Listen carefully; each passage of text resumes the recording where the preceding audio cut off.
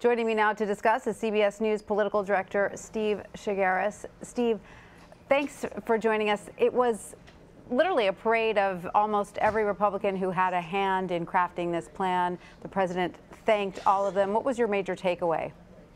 Well, my major takeaway, first of all, is just all those Republicans having worked to get to this point. It's quite remarkable. This has been a presidency and a Republican Congress that's been unable to pass anything of significance this year. 11 months into this, into President Trump's administration, they are able to pass a massive tax cut, which is something that Republicans have wanted to see happen, as you heard, for decades. But now, moving forward, I think you're seeing a lot of fingers crossed in the Republican Party to hope that what they think are going to be the benefits of this tax cut package actually come to fruition. That means, one, they'll have to explain to Americans who are skeptical about this bill, who don't necessarily approve of this bill right now. They'll have to explain to them the benefits of this. Secondly, they hope that people will feel the benefits of this sooner rather than later, considering they have midterms coming up next November. They hope that the economy improves because of this bill. And they hope that people don't feel like they're getting the raw end of the deal on this, because Democrats are going to continue to say this is a bill that helps corporations and the wealthy and doesn't help the middle class and the poor. And they're going to hope that all of that works out in their favor so they don't lose their majority next November. This is going to be a campaign issue. Democrats are already promising and already started to make this an issue, and you can feel that drumbeat is going to continue throughout the year, next year, and into November. So again, Republicans trying to answer a lot of those questions that start with if, hoping that the answers are positive for them as they gear up toward the midterms next year. And Major Garrett also joins us now from the White House.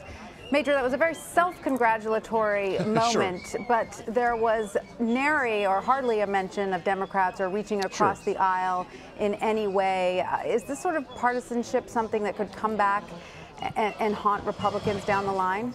Well, it's a recurrent theme in modern American politics at the presidential level, the portrait of uniparty rule. I remember covering President Obama when he had his celebratory announcement of the signing of the Affordable Care Act, popularly known as Obamacare. That was done entirely with a Democratic administration and a sympathetic Democratic Congress. No Republicans were involved. That was a signature legislative accomplishment. It cast a very long shadow over health care policy and social policy and was definitional for President Obama and House and Senate Democrats who supported it. And some of those House and Senate Democrats subsequently lost their bids for re-election in part because of the Affordable Care Act. Similarly today, a historic moment in the Trump presidency, without any question. It will cast one of the longest shadows of this young presidency because this issue, tax reform and the aggregate benefits, either promised or achieved, will be part of the political conversation at least through the midterms and quite possibly much longer than that, because this is consequential legislation, massive ramifications for American corporations, multinational corporations, small businesses, and businesses not yet created, and for every individual taxpayer in our country. So when you have a signature legislative achievement and you pass it with only votes in your party, you own every single part of that legislative achievement, or the political backlash that comes with uniparty rule. That's where we are in American politics. That's what they're all celebrating here. We'll see how long that celebration lasts. But, you know, you bring up Obamacare. You're absolutely right. I mean, that was the single piece of legislation the Republicans seem to be focused on dismantling. Now it seems the baton is passed to the Democrats, and this is going to be the single piece of legislation they will be focused on dismantling. It seems there should be a lesson here that some kind of bipartisan reaching across the aisle is best for the long-term health of the legislation you wish to see maintained. And both parties give lip service to that, but in a functional reality that's only lip service. And both parties have now proven it beyond a shadow of a doubt. Appeals for bipartisanship are, by recent demonstrated history on big issues, fully lip service. They are not followed up by actual negotiations or collaboration. So we have a country now where if there is a heavy switch in the political orientation of the voters, as there was, providing Republican president, Republican House, Republican Senate, this is the byproduct. And it will be what, in large measure on domestic policy, defines not just President Trump, but the Republican Party in the midterms. Now, One other thing I think is worth noting on this day.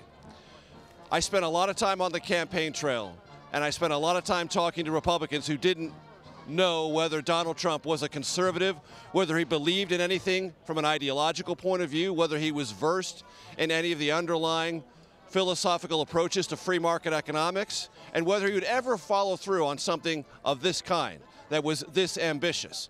Well, the answer is now clear. And many of those doubters were either on the stairs to the right and left of the president or sitting in the audience before him.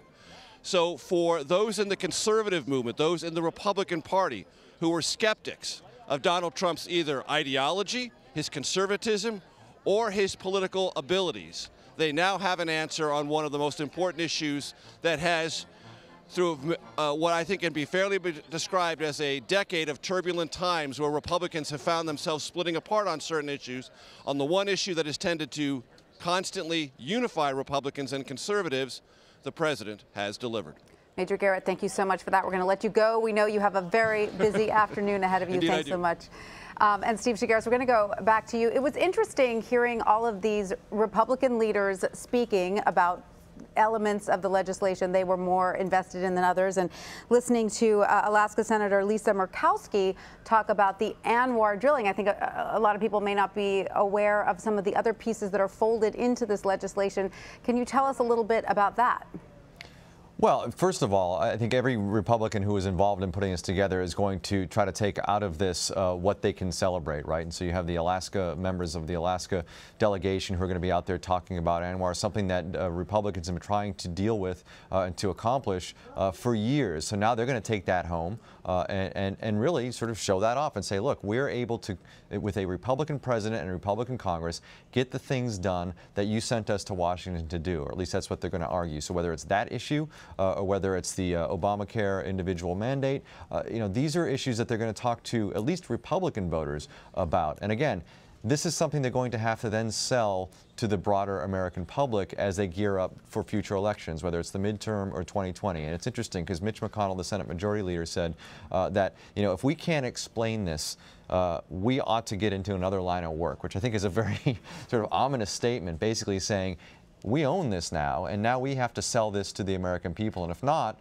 then perhaps we're all going to lose. And so they need to figure that out. Again, this is something that the majority of Americans are not behind at this point.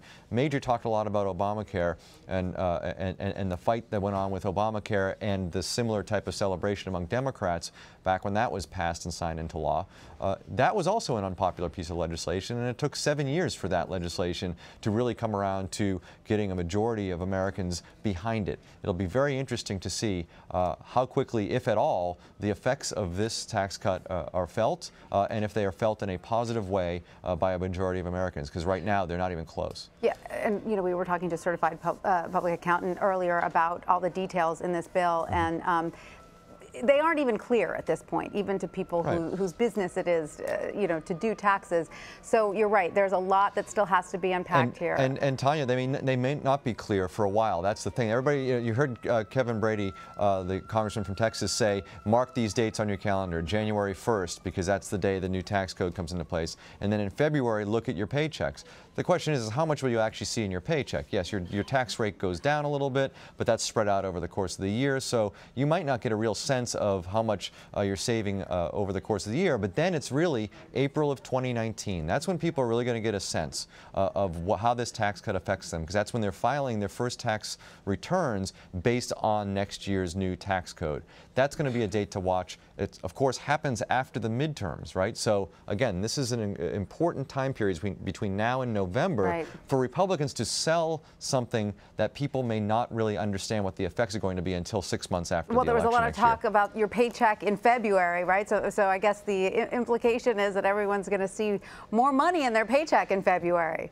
Yeah, sure, they may, but I mean, again, who's looking at their paycheck that closely, and how much is it going to be? Because the individual tax rates aren't going down that much. So, and spread out over the course of however your paycheck is broken up, 26 or 52 weeks, it may not be a huge amount of money every week, right? So, again, is that enough to get people to change their minds on this legislation between now and November? We'll see.